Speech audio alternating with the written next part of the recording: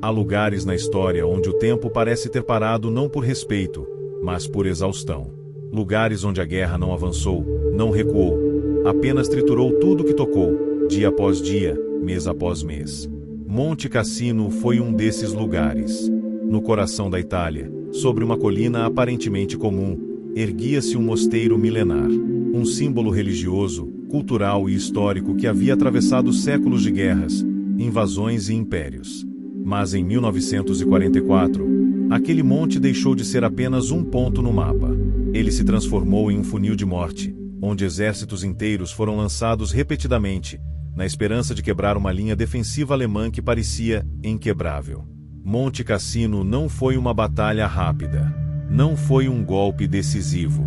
Foi uma sequência de massacres planejados, executados em ondas sucessivas, onde cada ataque parecia aprender pouco com o fracasso anterior. Tropas americanas, britânicas, francesas, indianas, neozelandesas e polonesas foram enviadas para aquele inferno, uma após a outra, como se o monte exigisse sacrifícios constantes. Ali, a guerra mostrou seu rosto mais cruel, não o da vitória rápida, mas o da persistência cega.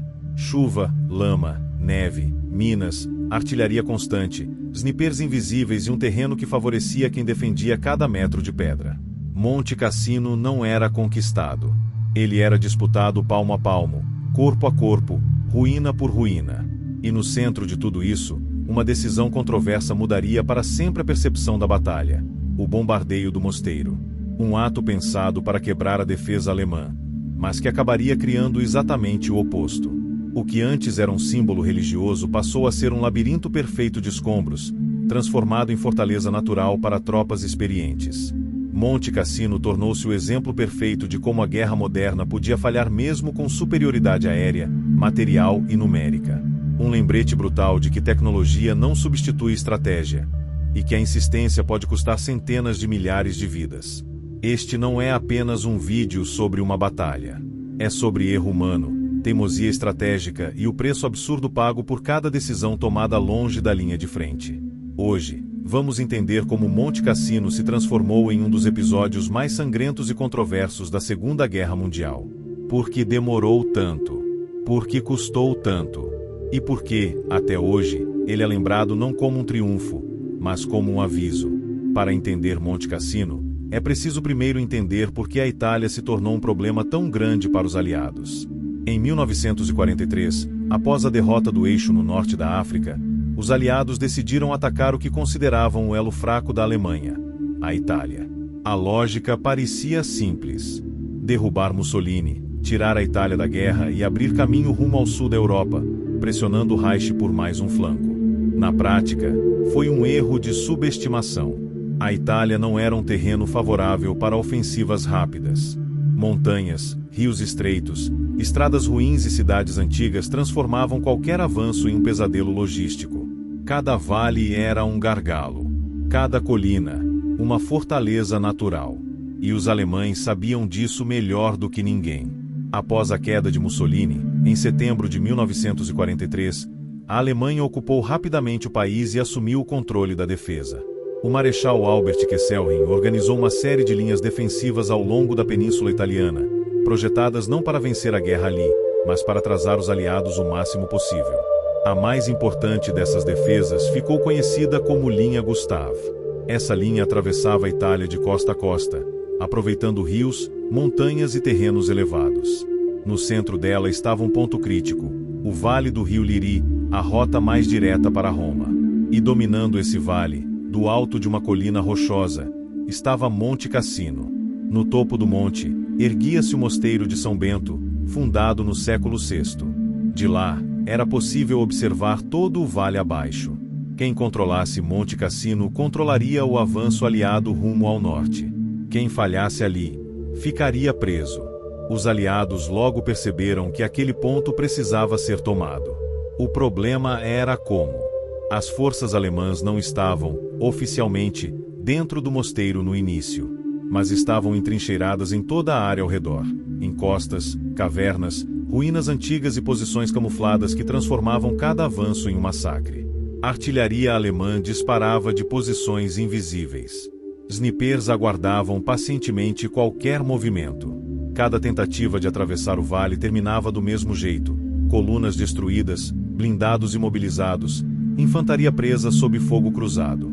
E então surgiu a grande dúvida que marcaria a batalha para sempre. O mosteiro estava sendo usado como ponto de observação alemão, ou não? Essa incerteza dividiria comandantes aliados, geraria uma das decisões mais controversas da guerra e prepararia o cenário para um erro que tornaria Monte Cassino ainda mais mortal. Porque, em vez de quebrar a defesa alemã, certas decisões iriam solidificá-la. E é a partir desse ponto que Monte Cassino deixa de ser apenas uma posição estratégica e passa a se tornar um símbolo de tudo que pode dar errado em uma campanha militar. A dúvida que pairava sobre Monte Cassino não era apenas militar. Era moral, política e histórica. O mosteiro no topo da colina era um patrimônio milenar, um símbolo da cristandade ocidental, respeitado até mesmo pelos alemães. Destruí-lo significava cruzar uma linha delicada.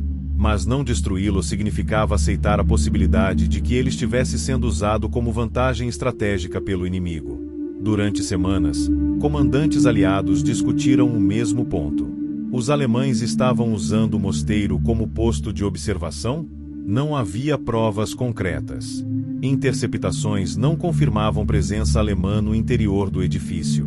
Relatórios de campo eram contraditórios. Alguns soldados juravam ver sinais. Outros negavam completamente. Ainda assim, a percepção de que o mosteiro dominava o campo de batalha pesou mais do que os fatos disponíveis. Em fevereiro de 1944, a decisão foi tomada. Centenas de bombardeiros aliados surgiram no céu italiano e despejaram toneladas de explosivos sobre o mosteiro de Monte Cassino. Em poucas horas, um edifício que havia resistido a séculos de guerras foi reduzido a escombros. O ataque foi devastador e completamente contraproducente. Antes do bombardeio, os alemães haviam evitado ocupar formalmente o mosteiro, em parte por respeito simbólico, em parte por cautela estratégica. Após a destruição, essa limitação desapareceu. As ruínas passaram a oferecer exatamente aquilo que uma força defensiva precisava: cobertura perfeita, posições elevadas, múltiplos pontos de observação e um labirinto natural de pedra. O que era um obstáculo simbólico tornou-se uma fortaleza improvisada ideal. As tropas alemãs, altamente experientes e acostumadas à defesa em terrenos difíceis, transformaram os escombros em ninhos de metralhadora, posições de morteiro e postos de observação quase impossíveis de detectar. Cada avanço aliado passou a ser observado, calculado e neutralizado com precisão. O terreno, já difícil, tornou-se praticamente impraticável. Lama constante, crateras profundas, destroços instáveis e um inimigo invisível criaram um cenário onde o simples ato de avançar alguns metros custava dezenas de vidas. Seguiram-se novas ofensivas. Ataque após ataque. De dia e de noite. Sob chuva, frio e fogo constante. Tropas americanas, britânicas, indianas, neozelandesas e francesas foram lançadas sucessivamente contra as mesmas encostas. Cada uma acreditando que poderia romper onde a anterior falhara. Cada uma descobrindo, da pior forma possível, que Monte Cassino não se deixava conquistar facilmente. O padrão se repetia de forma quase cruel. Avanço inicial limitado. Fogo alemão preciso. Contra-ataques localizados. Recuo sob pesadas perdas. A batalha deixou de ser uma questão de estratégia brilhante e passou a ser um teste de resistência humana. Soldados dormiam em trincheiras inundadas.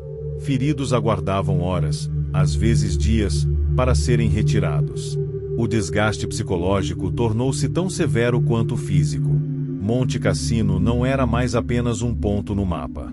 Era um moedor de gente. Enquanto isso, a linha Gustav permanecia intacta. Cada semana de atraso significava mais tempo para os alemães se reorganizarem, mais recursos sendo drenados, mais vidas sendo consumidas por uma batalha que parecia não levar a lugar algum. E, ainda assim, os ataques continuavam. Porque parar significava admitir que aquela decisão, o bombardeio, a insistência, a repetição dos mesmos erros, havia custado caro demais. Monte Cassino havia se tornado o símbolo máximo de uma verdade desconfortável da guerra. Às vezes, insistir não é coragem. É incapacidade de recuar. No próximo e último bloco, veremos como a batalha finalmente chegou ao fim, o papel decisivo das tropas polonesas e por que, mesmo após a vitória, Monte Cassino continuou sendo lembrado mais pelo que custou do que pelo que conquistou. Quando Monte Cassino finalmente caiu, em maio de 1944, não houve euforia. Não houve celebração verdadeira. Houve apenas alívio e silêncio. Um silêncio pesado, carregado pelo custo humano de uma batalha que durou meses e consumiu dezenas de milhares de vidas para conquistar poucos quilômetros de terreno. Foram as tropas polonesas, após repetidas tentativas fracassadas de outras forças, que conseguiram finalmente tomar as ruínas do mosteiro. Quando a bandeira foi hasteada no topo da colina, o símbolo não era de triunfo absoluto, mas de sacrifício extremo. Monte Cassino havia sido vencido, mas ao preço de uma devastação quase absurda. Do ponto de vista estratégico, a queda da posição abriu o caminho para Roma. A linha Gustav foi rompida, e os aliados puderam avançar para o norte da Itália. No papel, foi uma vitória necessária. Na realidade, foi uma lição amarga. Monte Cassino mostrou que superioridade numérica, aérea e material não garante sucesso quando decisões erradas se acumulam. Mostrou que a destruição preventiva pode fortalecer o inimigo em vez de enfraquecê-lo. E mostrou, sobretudo, que a guerra moderna é capaz de transformar símbolos milenares em ruínas, e homens em estatísticas. O mosteiro, que por séculos representou fé, conhecimento e permanência, tornou-se o centro de uma das batalhas mais sangrentas da campanha italiana. Sua destruição não encurtou a guerra, apenas tornou o caminho mais longo e mais doloroso. Monte Cassino não é lembrado como uma manobra genial, nem como um golpe decisivo. Ele é lembrado como um aviso, um lembrete de que insistir no erro não o corrige, apenas multiplica o custo. Ao final, o monte foi conquistado. Mas a pergunta que permanece é outra. Valeu a pena? Porque algumas vitórias, na história, custam tanto que deixam de parecer vitórias. E Monte Cassino é uma delas.